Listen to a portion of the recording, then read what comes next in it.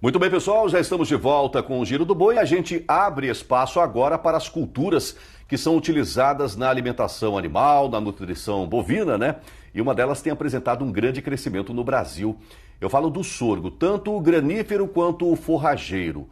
Do ano passado para cá, a produção de sorgo em grãos cresceu 34% nos nossos campos de produção, superando inclusive o avanço da soja e também do milho safrinha. Diante disso, o pecuarista pôde ter mais acesso, né, ao cereal, que é altamente rico em nutrientes e em muitos países é usado até mesmo na alimentação humana.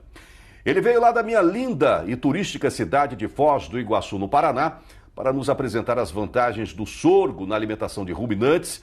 É o William Salwa, diretor executivo da empresa Latina Seeds e uma das lideranças do movimento Mais Sorgo. William, muito obrigado pela sua visita aqui no Giro do Boi aqui em São Paulo e seja bem-vindo novamente. Bom dia.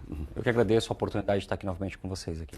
Bom, quer dizer então que está havendo uma popularização dos... O William já esteve com a gente aqui, não me lembro, mais ou menos uns 3, 4 anos atrás, e a gente já falava que naquela época estava crescendo, mas não nessa velocidade que a gente observou nessa última safra, por exemplo. Então está havendo uma popularização do sorgo nos nossos campos de produção, é isso?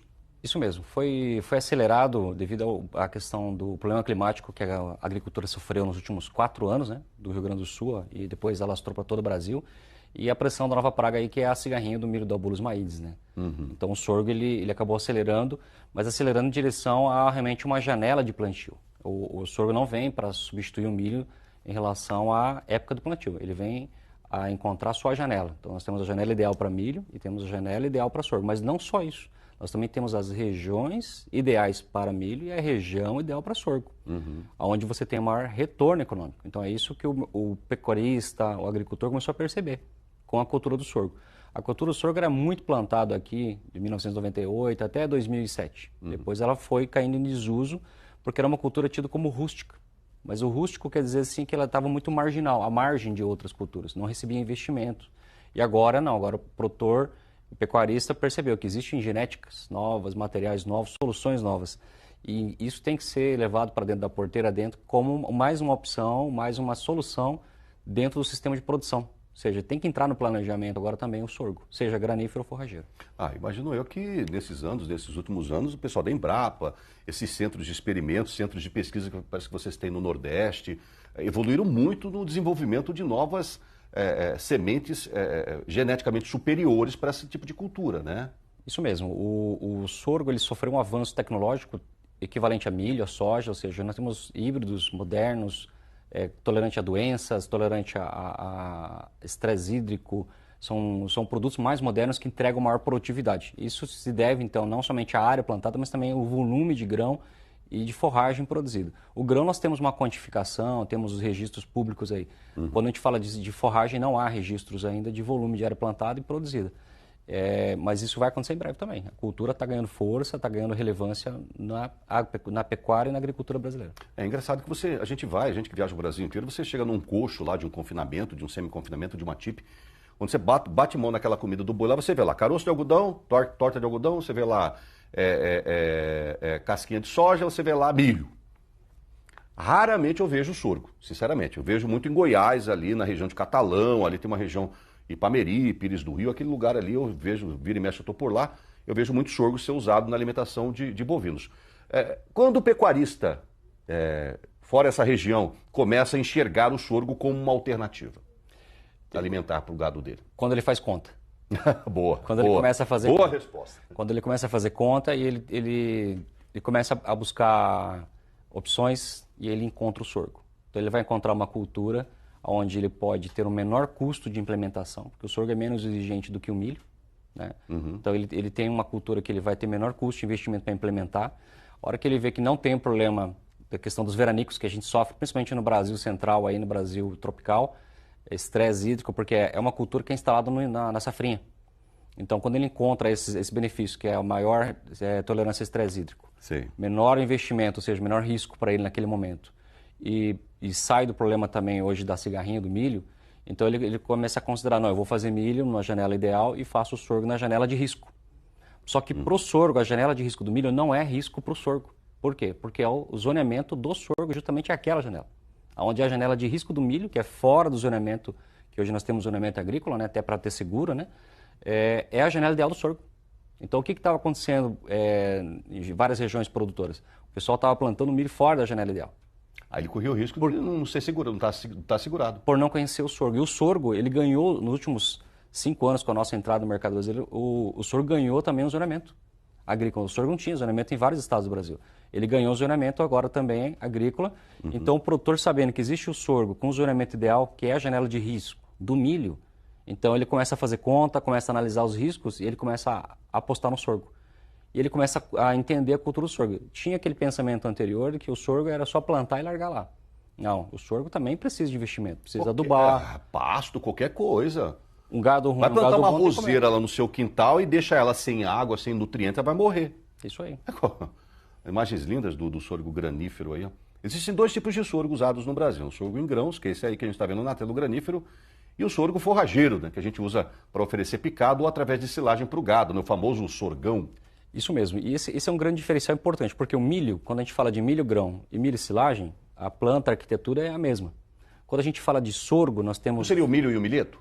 Não, milho para grão ou milho para silagem, planta inteira. É uma arquitetura e planta é a mesma. Quando a gente fala de sorgo, nós temos o sorgo grão, que é para você fazer grão, que vai muito bem no ILP, inclusive, consorciado, né, com braquiárias em geral. E você tem os sorgos no sorgão, né, forrageiro, para fazer silagem de planta inteira. Então, são plantas, são sorgos, mas tem característica muito diferente. Então, uma é para silagem, forragem, que é o sorgão gigante aí, e tem o sorgo granífero, que é para grão, úmido ou grão seco também, pode ser ensilado também. A gente tem hoje sementes de sorgo que vai bem em qualquer de um dos nossos 6 biomas do Brasil? Com certeza, inclusive eu particularmente acredito muito no sorgo na região do Norte e Nordeste. Principalmente o Nordeste brasileiro, ele tem uma aptidão incrível para a cultura do sorgo. Por quê? Porque o regime de chuva lá ele é mais curto, altas temperaturas. Se a gente pega assim, uma referência, de onde que originou o sorgo? Da África. A região norte do Brasil é em frente ao continente africano. Então, o clima, solo é muito parecido. É verdade. Então, você tem uma característica na região nordeste do Brasil, tem uma aptidão gigante para sorgo, cultura do sorgo, grão e forragem. Forragem é muito utilizado, grão não tanto. Nós fizemos, inclusive, o primeiro evento técnico lá, nós temos um centro de pesquisa lá. Eu queria que você falasse um pouco sobre esse centro de pesquisa de vocês lá. Nós fazemos pesquisa e seleção de milhos e sorgos para o Nordeste brasileiro, ou seja, híbridos adaptados para o Nordeste.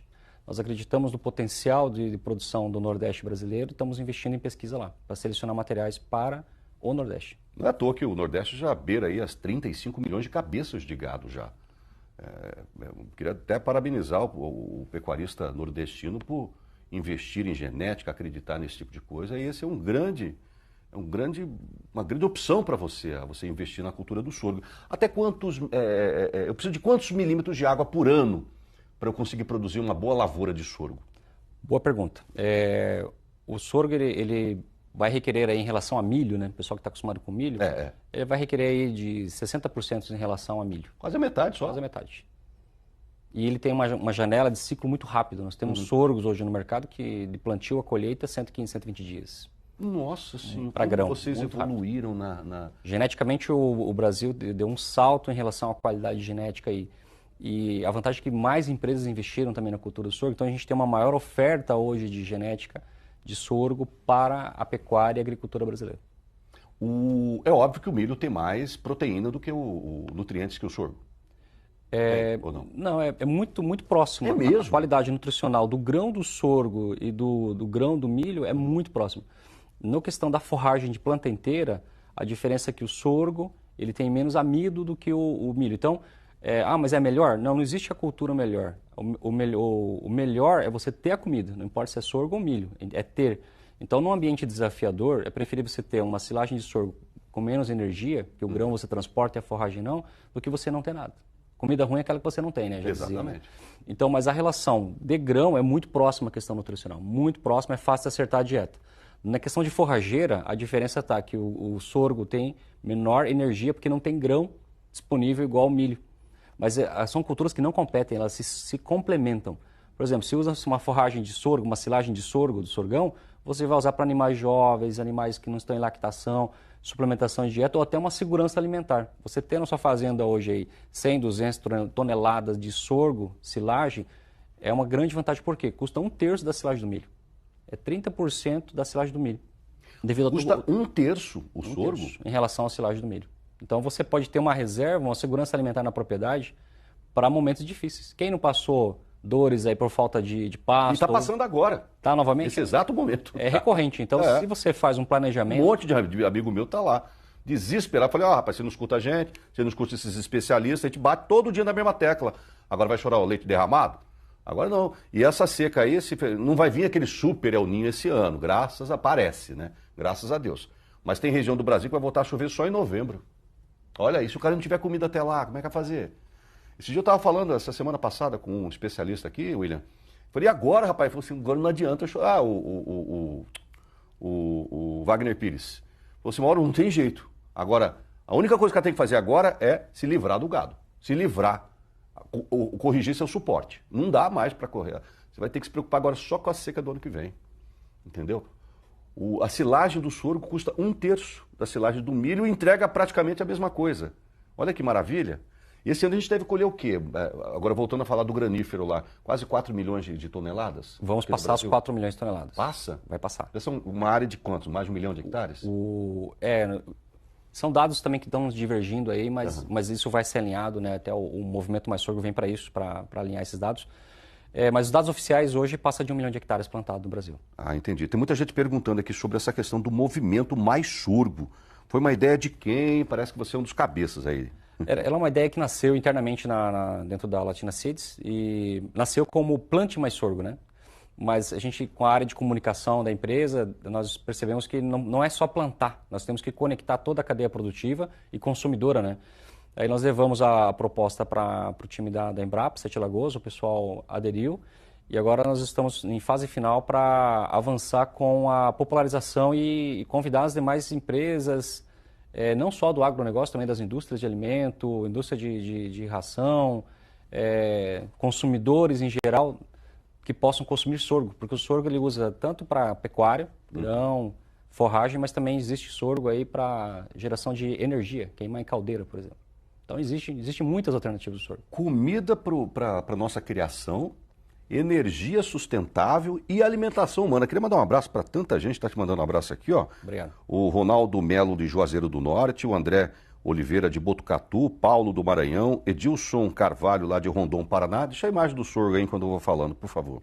Ney Silva lá do Mato Grosso, Glaucimar Souza dos Estados Unidos, Karina Saua, sua parente? Lá do Paraná. É minha chefe, a patroa. Lucas Monteiro de São Sebastião do Maranhão, Minas Gerais, Medeiros também está acompanhando a gente, de Açailândia do Maranhão, Neto de Olímpia, perguntando se esse movimento, quem que pode, que acho que mais detalhes do movimento Mais Sorgo, o Neto ali de Olímpia.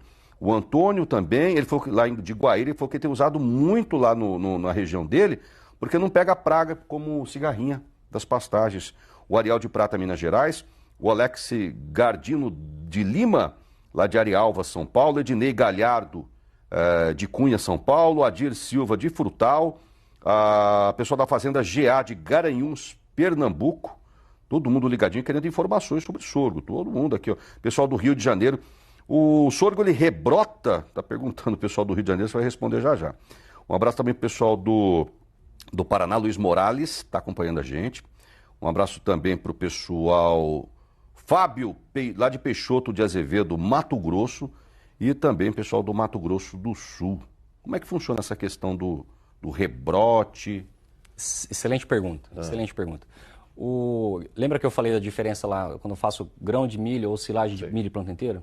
No caso do sorgo, o sorgo granífero, ele vai ter uma melhor aptidão para você estabelecer plantio de inverno, para você colher o grão na época seca. Sim. E no caso do sorgo silageiro ou sorgão para forragem, o ideal é você fazer o plantio. Para quem tem área disponível e está muito dedicado à pecuária de leite ou de corte, é fazer o plantio no verão, agora nas chuvas, né? Agora, já. Tá na hora do cara comprar semente agora, né? Já tem que estar no plano, já tinha que estar no planejado. Já começar a corrigir o seu solo para já iniciar época das chuvas aí, outubro, novembro vai atrasar a chuva lá. Planta ele. Você vai fazer um primeiro corte com 110 dias mais ou menos. No caso do sorgão. Sorgão. Tá. Faz um primeiro corte, faz a silagem. E vem a rebrota sem você ter que investir em novo plantio. Você faz somente a questão de adubação de cobertura e faz as aplicações de inseticidas ali que é necessário. Se tiver mato, que dificilmente tem, aplica um herbicida e a cultura volta, se restabelece, você faz 2 cortes. No sorgão eu consigo fazer 2 cortes? No sorgão você consegue fazer 2 cortes. Então você planta uma vez, colhe 2. Então o seu custo baixa mais ainda. Então, para quem busca segurança alimentar, ter sempre forragem disponível na propriedade, incluir o sorgo no planejamento. O sorgo forrageiro, ele é fundamental para que você não passe apertado e ter que, se desfazer do gado, né? A orientação é de que o cara conserte urgente lá o suporte dele. Tem que desfazer do gado, tem que ajustar a lotação, porque não tem o que fazer mais. Isso é recorrente, né? Ano após ano acontece isso. Ano após ano acontece isso. E a gente está aqui. Cuidado, batendo sempre numa tecla aqui. Mas vou fazer o quê? Vamos lá. Agora, um assunto interessante, pessoal. É bom para investidores, né? Antes, porém, vamos mostrar rapidamente aqui. Você estava falando agora há pouco sobre energia renovável, né? Usando o sorgo. O que você está querendo dizer com essa tela aí? Aqui é o seguinte, o Brasil está crescendo muito aí, vocês estão observando, é produção de etanol de milho, né? Dá para fazer etanol de sorgo também? Dá para fazer etanol de sorgo também. Eita! Então, o Brasil está crescendo muito a indústria de etanol de milho. Os Estados Unidos, ele já faz etanol de milho e sorgo há muito tempo. Os dados que a gente traz aqui, que segundo a UNEM, que até 2030 o Brasil vai ter 20% do biocombustível feito de etanol de milho, mas também pode ser feito etanol de sorgo. A relação de produção de etanol, 1 kg de sorgo grão e 1 kg de etanol de milho produz a mesma quantidade de etanol. E os dois produzem DDG também com alta qualidade. Que a gente tem usado muito na alimentação aqui. DDG é uma grande solução para a pecuária, onde eu sempre falo, onde o DDG vai, o confinamento vai atrás. Ele é uma fonte de alimento disponível aí na região, muito bom. Mas também o sorgo vai ser um DDG muito utilizado assim que tiver feito também álcool de sorgo. Então o sorgo ele ganha uma visibilidade maior, porque ele se torna biocombustível e também se torna um subproduto aí para a alimentação do gado. Um abraço, Daniel Mussi, lá de Aparecida do Taboado. O sorgo já é uma realidade lá na terra dos 60 dias apaixonados. Olha essa coisa interessante aqui, ó. O Jorge Pontes, ele é lá de Guarani do Oeste, São Paulo, está pertinho, 150 km de Rio Preto. E falou, Mauro, existe alguma variedade específica de sorgo? Porque aqui é complicada a quantidade de maritaca que a gente tem aqui. Maritaca é aquele passarinho que come. Sim. Aí eu acho que é bem difícil. Matar os bichinhos não pode, né? Ele vai ter que optar sempre por, se ele quiser fazer sorgo, para ele ideal, se for para silagem, né? Sorgão gigante aí não vai ter problema, porque ele não emite panícula no verão. Então ele não vai se incomodar com as maritacas. Sorgo grão em região que tem muitos pássaros, uma das soluções é a região aderir e plantar, mais gente plantar. Porque se só um produtor planta uma área de 20, 30 hectares e a pressão é alta de pássaros, sim, aí vai ter prejuízo grande. Mas se muita gente planta aí 200 mil hectares, não vai ter tanto prejuízo. Maravilha. Um abraço para o Marcelo Silva, lá de Massachusetts, acompanhando o Giro do Boi. Um abraço também para o pessoal de Cuiabá, Edson.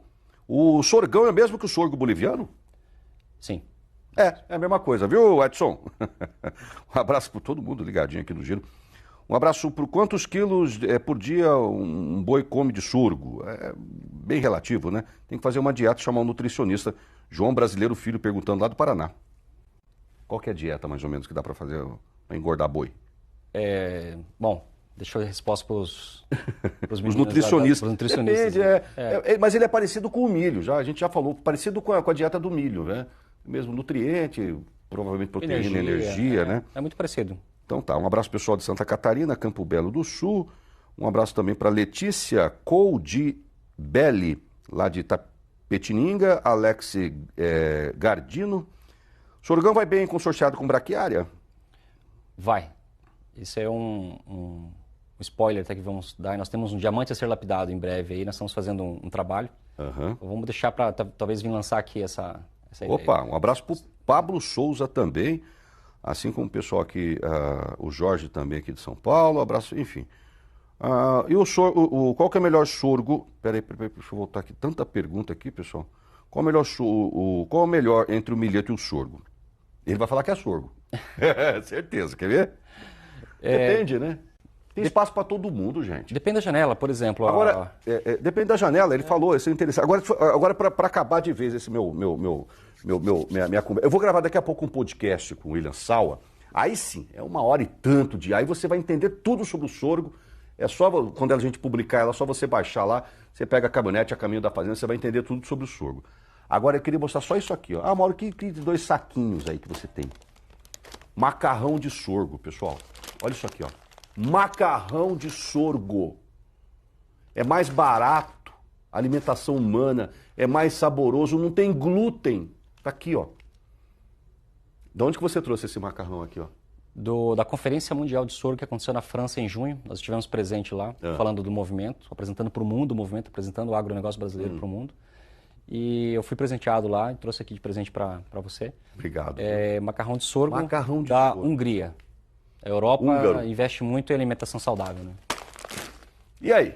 É mais nutritivo, é mais saboroso, é mais barato, não tem glúten. E esse é um mercado que não existe indústrias no Brasil que beneficiam o sorgo para fazer alimento. Olha só o cavalo arriado aí, você que é investidor. Isso mesmo. Apareceu um monte de investidor aqui, hein? Montar fábricas de alimentos. O movimento está para ajudá-los.